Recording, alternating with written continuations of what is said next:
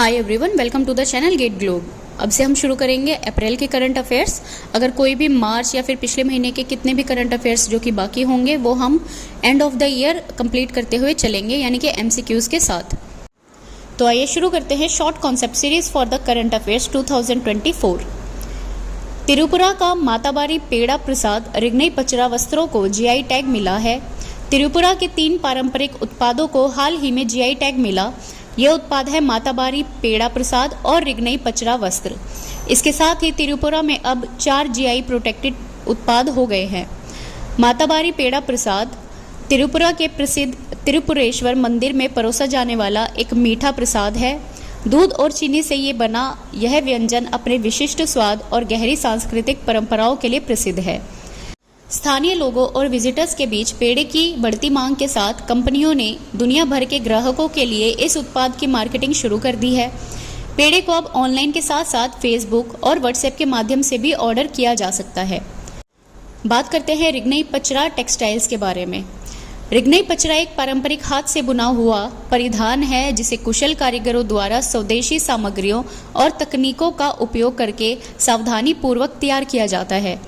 यह परिधान त्रिपुरा की संस्कृति में बहुत महत्व रखता है और इस क्षेत्र की कपड़ा विरासत की समृद्ध विरासत को दर्शाता है। अब जानते हैं त्रिपुरा के एक अन्य पारंपरिक उत्पाद रीसा के बारे में। रीसा को इस महीने की शुरुआत में ही जीआई टैग मिला है। अपने आश्चर्यजनक और स्टाइलिश डिजाइन, विशेष करके मल्टी कलर कॉम्बिनेशन और स्थायी बनावट को दर्शाने वाला रीसा त्रिपुरा की कला के लिए बहुत महत्व रखता है।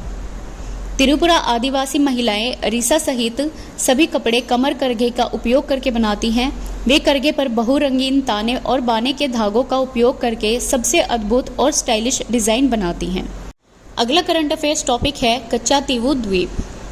कच्चातीवू भारत और श्रीलंका के बीच पाक जल मध्यम में स्थित एक अनइनहेबिटेड द्वीप है। यह द्वीप कई दशकों से दोनों देशों के बीच विवाद और मतभेद का विषय रहा है। यह वर्तमान में श्रीलंका के नियंत्रण में है। इसकी अगर हिस्ट्री की हम बात करते हैं तो कच्चातीवू ऐतिहासिक रूप से आधुनिक तमिलनाडु के रामानाथपुरम के राजाओं के नियंत्रण में था। ब्रिटिश काल के दौरान इस द्वीप पर भारत और श्रीलंका दोनों का शासन था। 1947 में भारत की स्वतंत्रता के बाद श्रीलंका ने इसकी रणनीतिक स्थिति के कारण इस द्वीप पर दावा किया और 1974 यानी 1974 से पहले इस मुद्दे पर कई बार चर्चा हुई। Now let's talk about the transfer to Sri Lanka.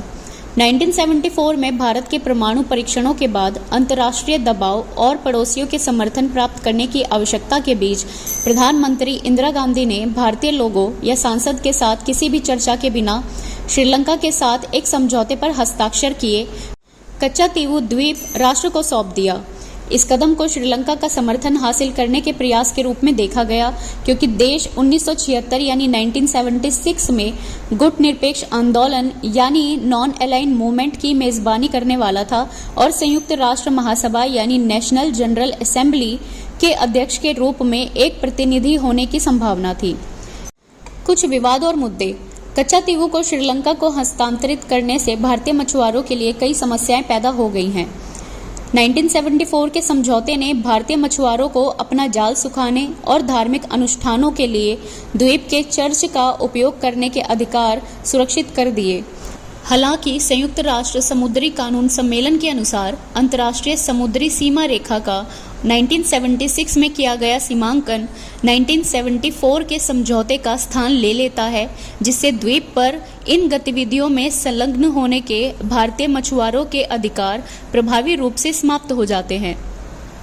Bharat में कच्चातीवू का हस्तांतरण अवैध माना जाता है क्योंकि इसे भारतीय संसद द्वारा रेटिफाइड नहीं किया गया था।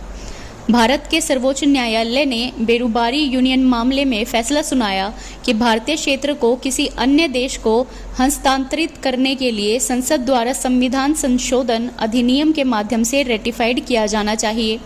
इसलिए भारत में कुछ लोगों द्वारा कच्चातीवू का हस्तांतरण असंवैधानिक और अवैध माना जाता है। इस पर जानते हैं श्रीलंका का रुख। पिछले कई सालों से श्रीलंका ने कच्चातीवू पर अपना दावा किया है और इस द्वीप पर भारतीय मछुआरों के अधिकारों को नकारा है। श्रीलंका सरकार का कहना है कि भारतीय अदालत 1974 के समझौते को रद्द नहीं कर सकती और दावा करती है कि उन्होंने बदले में भारत को वेज बैंक नामक द्वीप दिया है। कुछ श्रीलंकाई राजनेताओं ने असंवेदनशील बयान दिए हैं जिसमें कहा गया है कि भारतीय मछुआरों को गिरफ्तार करने की तुलना में उन्हें गोली मारना आसान है। कुछ नई डेवलपमेंट की बात करते हैं। मार्च 2024 में भारतीय प्रधानमंत्री नरेंद्र मोदी ने श्रीलंका को कच्चा तीवू सौंपने में कथित लापरवाही के लिए कांग्रेस पार्टी की आलोचना की।